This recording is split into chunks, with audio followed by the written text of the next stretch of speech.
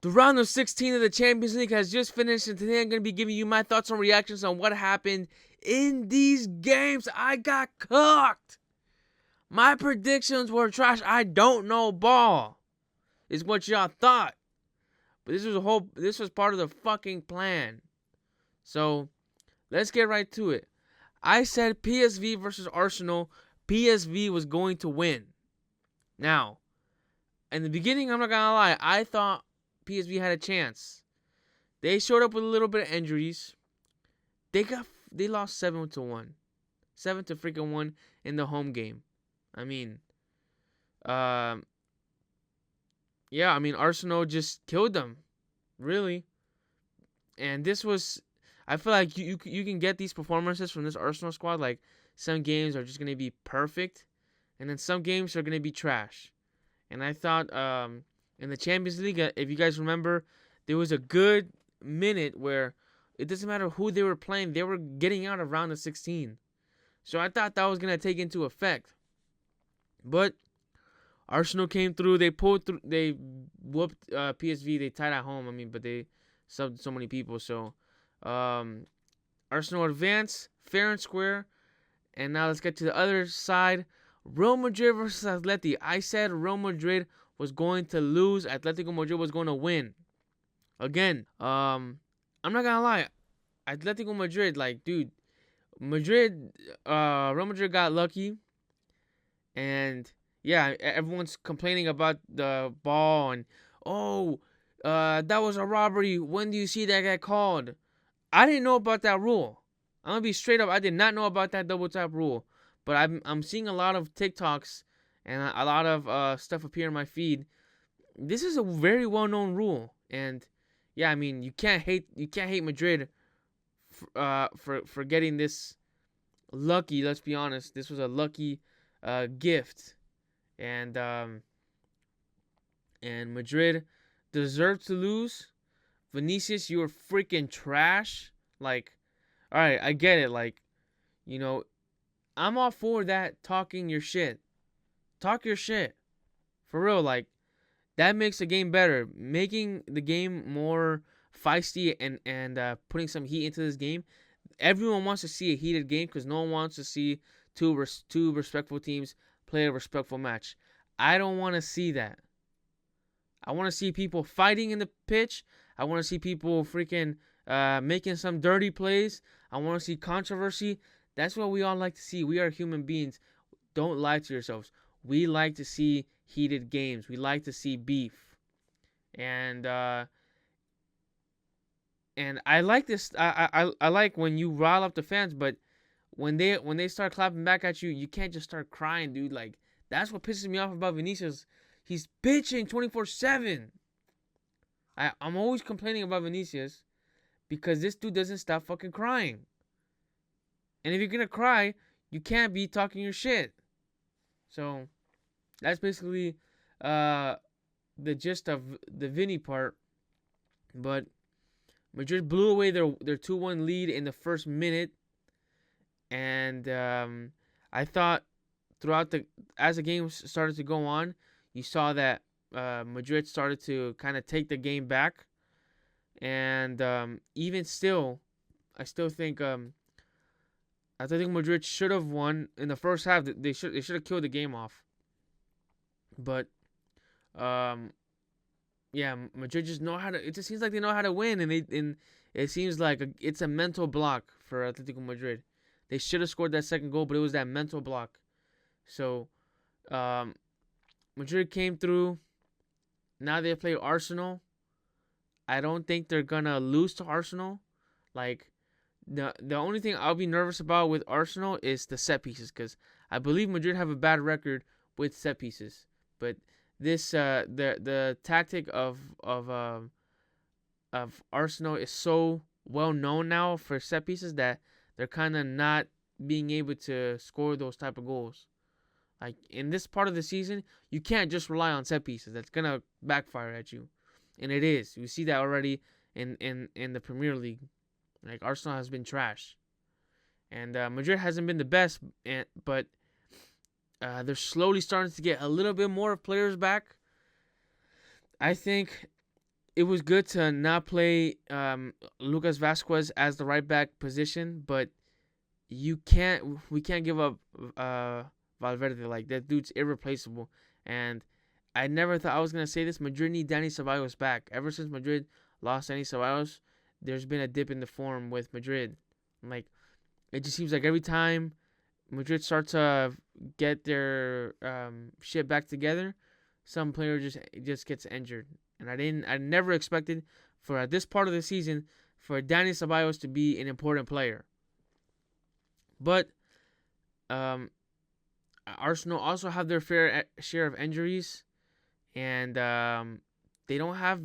I mean, yeah, they might have a better method of playing, but individually, Madrid obviously have better players, and Arsenal just choked. And against the biggest team in the country, I wonder who plays first. I don't know who plays the first leg. Let me check this. Okay. So Arsenal play the first game at a home stadium, which means that they're going to be playing at the Bernabeu in the second leg. So, yeah, this game, there's no way Arsenal make it through. I'm sorry. No way in hell Arsenal make it through. So I'm going with Madrid. Aston Villa versus PSG is the quarterfinals. Who would have thought that PSG would have went to Anfield and get a win? You know, and this is what I again. So, to my defense, I said it was either going to be Liverpool or Real Madrid that were going to get out. I was saying that right from the draw that I saw, and right when Liverpool got out, I knew that was the upset. I knew there was a good chance that, for some reason, football just tends to work like this, or there's a method or algorithm, or football gods want to do this. But Liverpool wins, that means Madrid was going to go through it. There's always has to be one upset. And PSG, like, this, something that I've been saying this time about English football is people overrate the Anfield Stadium. Like, we get it. They have a really good crowd. And you'll never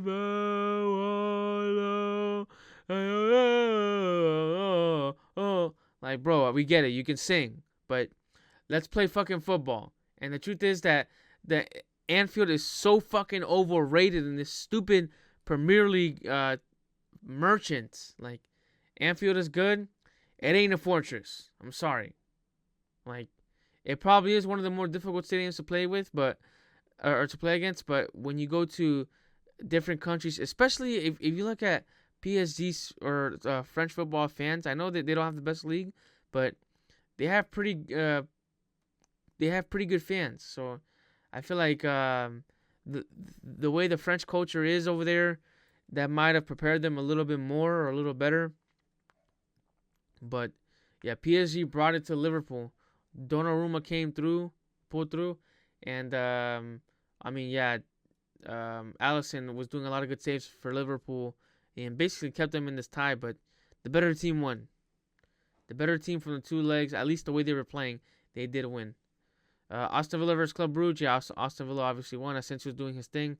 But my argument to this is Emery is a really good tournament type manager. And this game is not as straightforward as it seemed. And again, I was trying to make a little too smart predictions. All I'm going to say is this game is close. You have players that can be clutch like Asensio, especially when he's in good form. When Asensio's in good form, he's class. So if he can keep this form up and Emery can do his thing in tournaments. Let's not forget, Emery took out Bayern Munich when he was in Villarreal. So he knows how to do upsets, and beating PSG with Aston Villa won't be the biggest upset that he's had. But I'm going to go with the safe bet because my last predictions were trash. So I'm going to say it's going to be close, but I think PSG is going to win. And then the other side, Barcelona versus Dortmund. I'm not going to get too much into this because let's just say Dortmund is freaking trash. I don't know how they freaking beat Lille. And Lille was doing such a good season in the UCL. Dortmund, I guess I just don't get it. Dortmund is so freaking trash. I don't get how anyone supports this club. I'm gonna make a video about this one day, but Dortmund, like, people should not support that club. It's literally a loser mentalities club. Barcelona is gonna bulldoze them. There's no way Barcelona will lose. Absolutely no way. I mean, Rafinha's doing good. Lamine Yamal, he hasn't scored in a while, or he hasn't scored as, at least in La Liga, he doesn't score as much, but he's still class. And I think against Benfica in the first leg, they had a statement performance. And now, you know, you have to look out for them. You have to look out for them. Because they're here to win. Like, they're not going to back down to anyone. They have a good record against bigger teams. And they're definitely going to the semifinals. Yeah, so this is the first time they make it to the semifinals since 2019. So they're getting better. I mean, I gotta give credit where credit's due. But Bayern Munich versus Inter, this game I think decides everything. Bayern Munich cannot win against Inter. If Inter are the only team now that can basically stop Barcelona from winning this UCL. And I don't believe that Inter. I think Bayern Munich. I mean, I don't get how they've been doing so good in the Bundesliga. The Bundesliga, I don't rate it. I think it's a little bit step above from League One, but it's not that much. And Bayern Munich, I think they've been mid this season. Inter have been okay. They've only allowed 2 goals in the Champions League, I believe. That stat is correct. And Inter, I think, has this in the bag. There's not much to it. There's not much more to it. Actually, no, I think they got scored on twice by Feyenoord. Something like that. Let's get to this. Barcelona versus Inter. Again, from the very beginning, I've been saying there's 2 teams Barcelona has to avoid. One is Liverpool. They're out. And the other team is Inter. Inter cannot lose against... I'm telling you, 9 out of 10 times, if these teams play the way they're playing on a weekly basis, Inter win 9 of those times. There's no way Barca win this tie unless it's unless that 1 out of 10 times tends to be a total beatdown. Barcelona is not gonna win this tie. I'm telling you, the way Inter plays and has their tactics set up, Inter Milan is 100% going to beat Barca. No questions asked. Barca is built. Yeah, their high line might work, but I don't know if you ever see. I forgot. I think it's Rabona TV, or there's one channel that breaks down Inter's tactics, where they have a very complex system where the midfields drop, and I think their defense actually starts to press. Like, they have a very well game plan, and Italian football it's the way Hansi Flick sets up his team. The traditional Italian football, which is the way Inter Milan plays, or along that line, Inter Milan's winning. 100% Inter Milan wins. Now, if this was Liverpool against Atletico, which is the way I have predicted, I would have said Real Madrid. I would have said Atletico would have lost against Liverpool, and Liverpool would have made it to the final. I don't think PSG is going to make it. This is where their season ends. So I'm not going to give too much more detail to this because this is too far from now. And I think we'll get there when we get there, because the truth is, we don't know how this team is going to play. We know how these teams are going to play. We don't know what's going to happen in this leg. So the final being Inter Milan versus Real Madrid.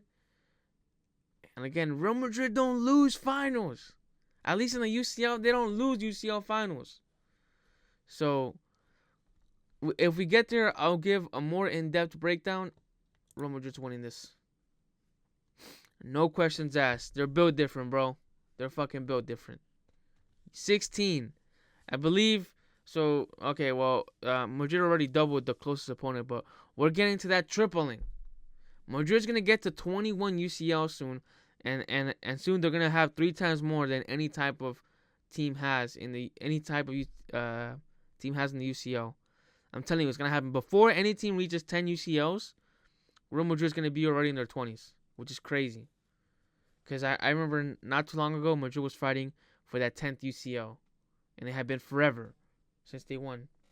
So that being said, guys, I got 2 subscribers, 32 subscribers. Hey, all right. Yeah, please like, subscribe. Tell me what you guys think. Yeah, my predictions were trash, but I was trying to be a little different.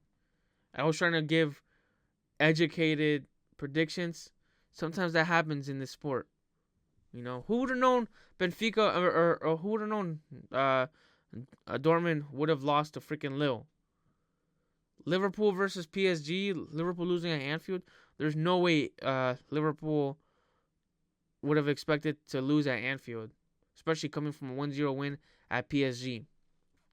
And then Atletico, yeah, that double touch. What can you say? Anyways, guys, please like and subscribe. Pumpkin Pigs, out.